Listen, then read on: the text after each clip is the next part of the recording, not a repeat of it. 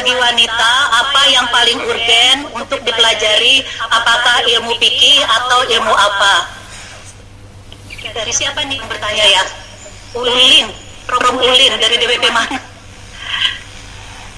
Bismillahirrahmanirrahim. Kalau urutannya ilmu, tentu satu itu ilmu tauhid ya, ma'rifatullah, ngerti tentang Allah. Kalau dalam ilmu tauhid, kalau sosial ya pilihannya memang fikih. Fikih itu penting karena aturan mainnya jelas, meskipun agak-agak transaksional tapi aturan mainnya itu jelas. Misalnya begini ya, suami itu wajib mencari nafkah, istri wajib taat. Aturan mainnya itu jelas. Kalau misalnya takdirnya istrinya kaya, suaminya pengangguran, itu paling tidak barokahnya hukum itu suaminya tahu diri gitu. Sudah pengangguran terus ngawur itu kan barokahnya diwajibkan itu kan suami punya akhlak. Tapi yang istri kaya raya barokahnya diwajibkan taat juga punya akhlak. Jadi fikih itu penting supaya tetap mengawal ketentuan-ketentuan itu. Jadi kenapa kiai Indonesia dulu itu setiap berkeluarga itu catatan utamanya itu fikih. Karena fikih itu aturan mainnya itu jelas. Meskipun kadang-kadang transaksional. Transaksional misalnya begini.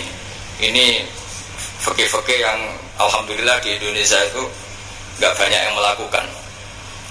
Kalau istri sedang cerewet, sedang purik, nggak mau dikumpulin suami, itu suaminya tidak wajib nafkahi.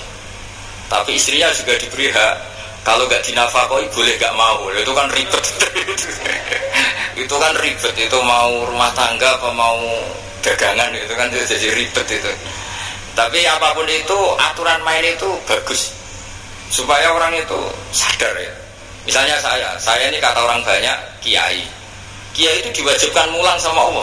Di mana-mana wajib itu kalau dilakukan dapat pahala, kalau ditinggalkan dapat. Sehingga saya ngajar begini, andai kan nggak ada yang salam template atau nggak ada yang hormat, itu nggak masalah. Saya ngajar itu sudah untung karena menghilangkan apa? Dosa. Sampai ngaji juga wajib, barokahnya ngaji itu sudah untung, meskipun nggak paham. Karena itu sudah menghilangkan kewajiban. Itu jadi barokahnya hukum itu di situ. Saya ini termasuk dia yang gampang ikhlas, bukan apa-apa, karena baru kayak hukum tadi, wong alim wajib mulang. Jadi mulang itu sudah untung, karena ngilangi dosa. Yang bodoh wajib ngaji, ya sudah untung, nggak paham pun penting ngaji. Tapi kalau sudah pakai hukum sosial, ruwet. Dapat apa kalau saya ngajar? Oh ruwet, jadi kapitalistik kan. Jadi pokoknya kalau nggak ada hukum itu ruwet. Tapi barokahnya hukum itu aturan lain itu menjadi jelas. Maka kalau tanya apa yang didahulukan ya setelah tauhid lulus itu ya ilmu apa? Oke. Kayak tadi tetangga itu wajib baik sama tetangganya yang lain. Itu kalau atas nama Allah itu mbok kayak apa jengkelnya kita tetap baik. Karena dengan baik ini sudah untung dapat pahala dari Allah Subhanahu wa taala. Tapi kalau pakai hukum manusia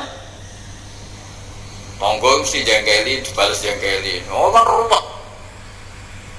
Nah, itu termasuk hamba Allah yang lemah. Manusia didikte oleh manusia. Manusia itu hanya didikte oleh ketentuan Allah Subhanahu wa taala. Nggih, ngoten sesuai perjanjian supaya dosanya ada banyak-banyak. Kalau ganggu saya lama-lama dosanya tambah banyak. Tapi kalau manfaatkan saya lama-lama ya pahalanya banyak lah. Jadi nggak jelas ini apa manfaat apa dosa, tidak tahu saya. Nanti tak tanyakan malaikat ini, kategorinya ini ngaji apa ganggu, tidak tahu saya. Tapi yang jelas sisa-sisa pengetahuan kita itu semuanya harus diarahkan untuk kemaslahatan bersama. Jadi kenapa saya sebut sisa-sisa, karena orang itu kalau sudah berkeluarga kan mikir ekonomi, mikir macam-macam. Jadi untuk kebaikan masal begini itu tinggal sisa-sisanya. Makanya Islam itu ngajarkan kowe nak bela agama ora usah berlebihan. Pasti tidak kuat karena kita memikir orang lain itu sudah sisa-sisa dari energi bayar kredit, bayar tagihan macam-macam. Jadi makanya Nabi itu kalau ada orang terlalu serius beribadah sama Nabi ya dilarang. Wal qasda tabuhu, kamu yang sedang-sedang saja. Keluarga kamu punya hak, mata kamu punya hak. Ada sahabat gak pernah tidur karena sholat malam, sama Nabi ya ditegur. Alhamdulillah kita tidak pernah ditegur, karena tidak usah ditegur sudah tidak tidur.